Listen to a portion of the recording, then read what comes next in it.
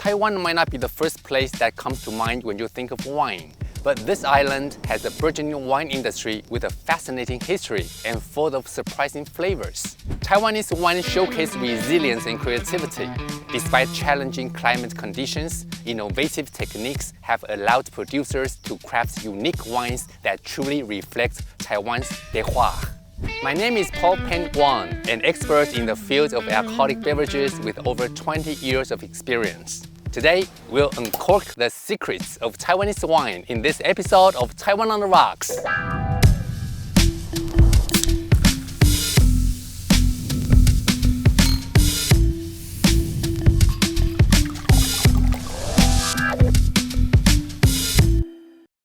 Taiwan is not a country with a long-held winemaking tradition. Despite this, the wine industry has taken root here, with winemakers overcoming numerous challenges. After joining the WTO in 2002, Taiwan saw a boom in the winemaking industry as the government no longer held monopoly on alcohol. From then on, local winemakers have been constantly refining the taste of Taiwanese wine, offering tannic, acidic, aromatic, and carbonic options. So, what defines the terroir of Taiwan?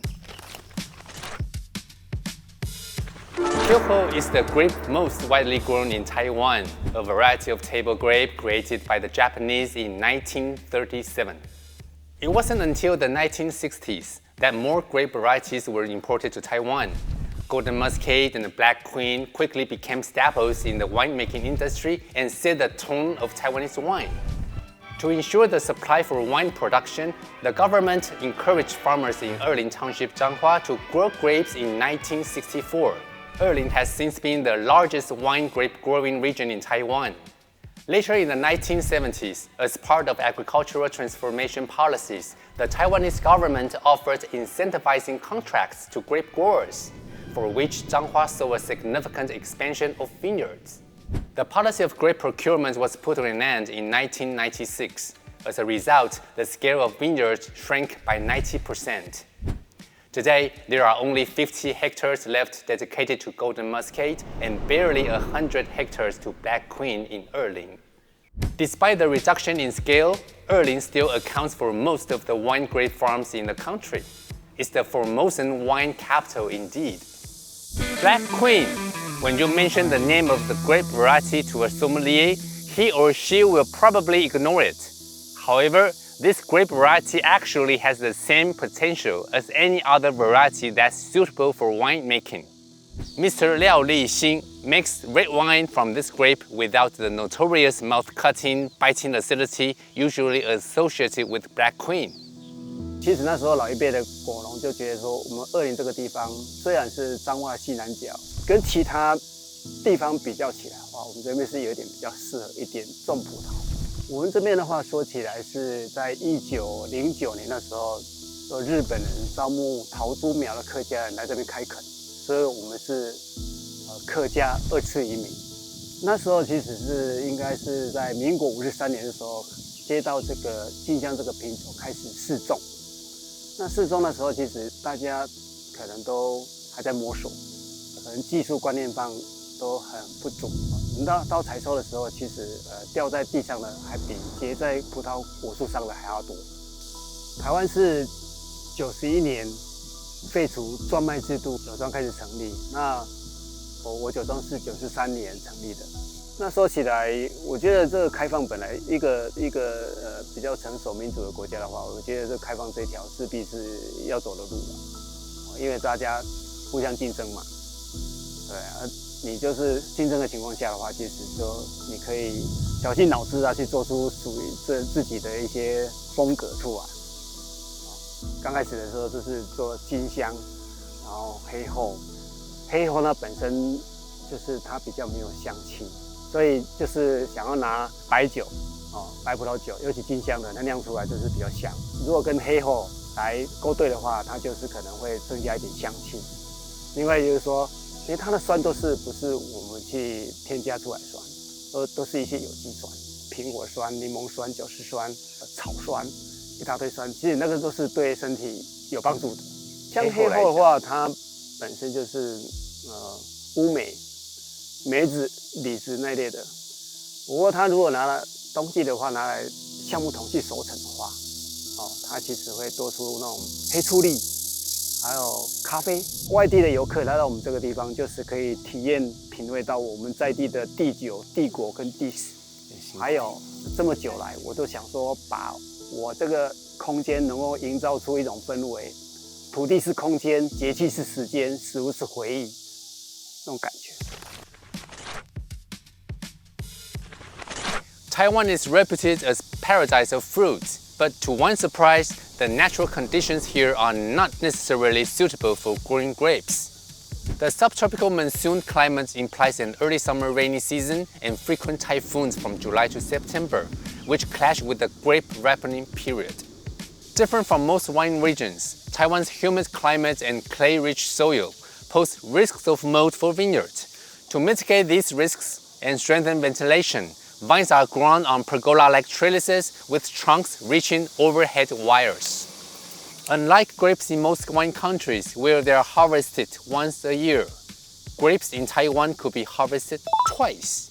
Thus, the concept of vintage is less emphasized in Taiwan.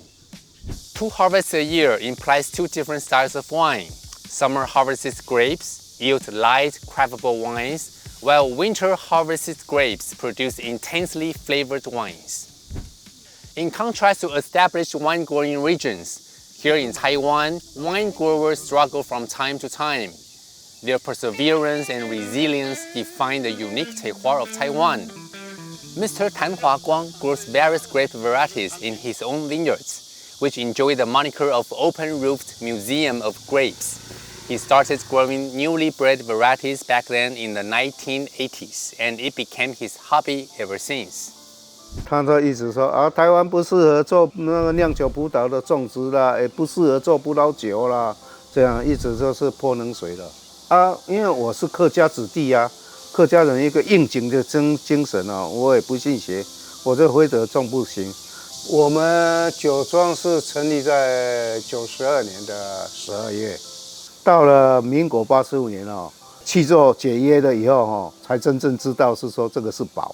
因为公卖局他也不要了，大家在砍葡萄树的时候，我不砍，我跟我太太讲说，我们不砍，我们有补助啊。他说没关系啊，反正我们再怎么吃，在乡下也饿不死啊，对不对？啊，就是这样挺到最后，我跑到加拿大去学做酒回来。啊，那时候我的一个逻辑就是说，台湾四面环海。啊，有朋友来，我们常常到了中午，咱来海山打架子嘞，很少说我们到山上吃山产了，对不对？这个逻辑就印在我的脑海里。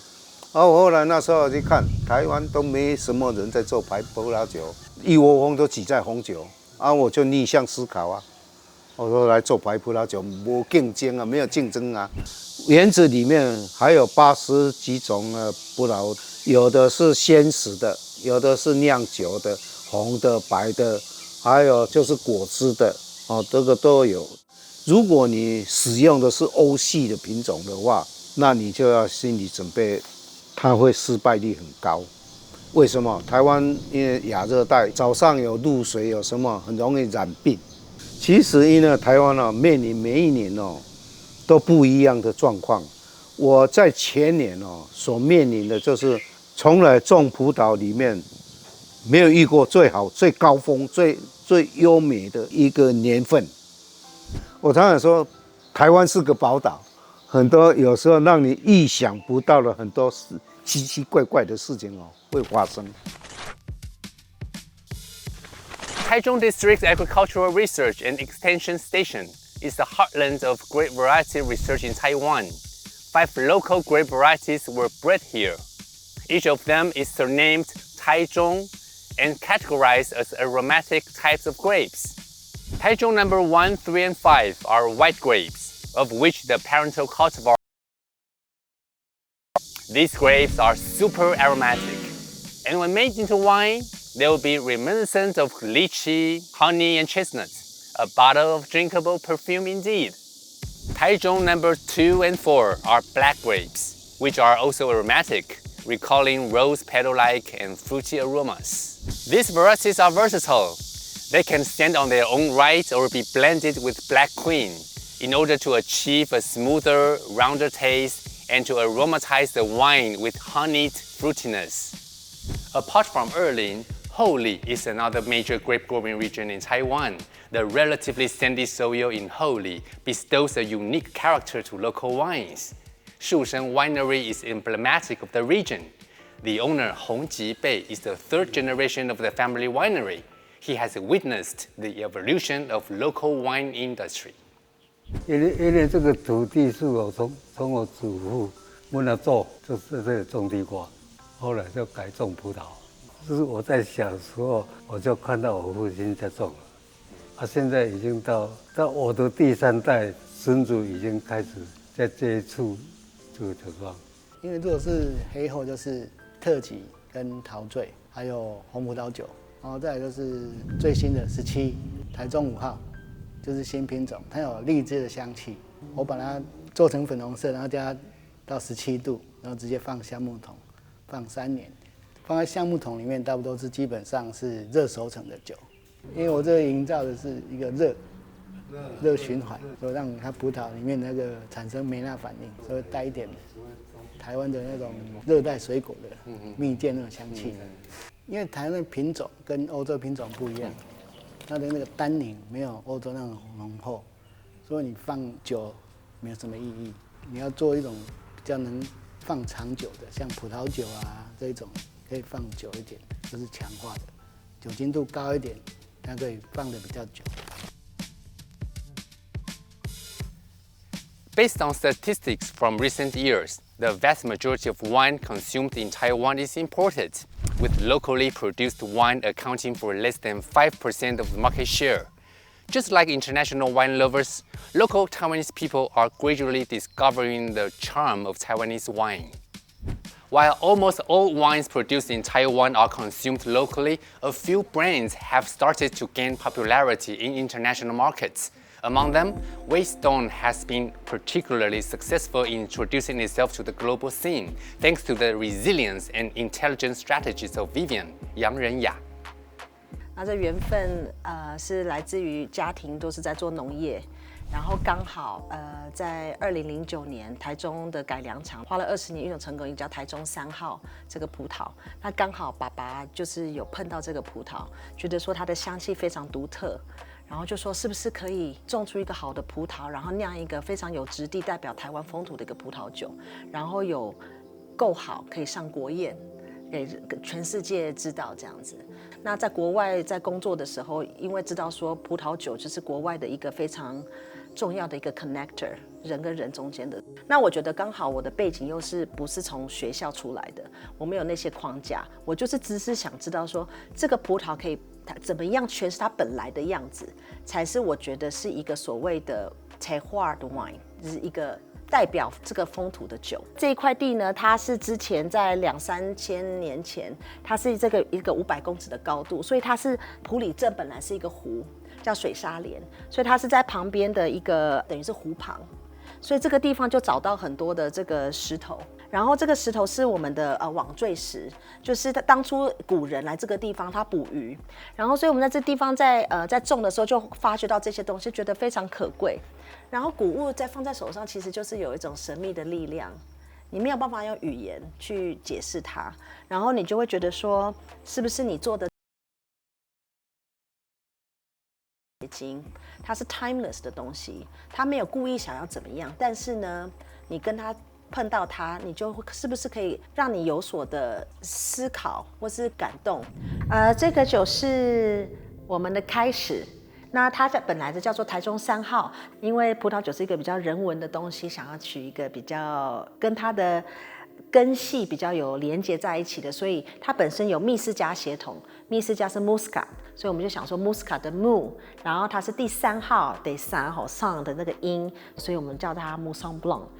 金香本身在采收的时候，它其实是比较绿的，味道其实是非常的清脆，比较没有那么成熟的味道。但是美妙的是，经过2次发酵熟成以后，金香在这个香槟法的气泡酒里面反而有很多成熟的亚热带水果的味道，很多的凤梨，而且是成熟的凤梨、成熟的洋梨、栗子，然后有时候还会有一些柚子的味道，所以觉得，好像帮他找出了一个非常优雅、成熟、广大的一个可能性，所以很高兴当初还好有走这个虽然比较漫长、比较手工的路，但是可以把台湾的金香，诠释个更有深度。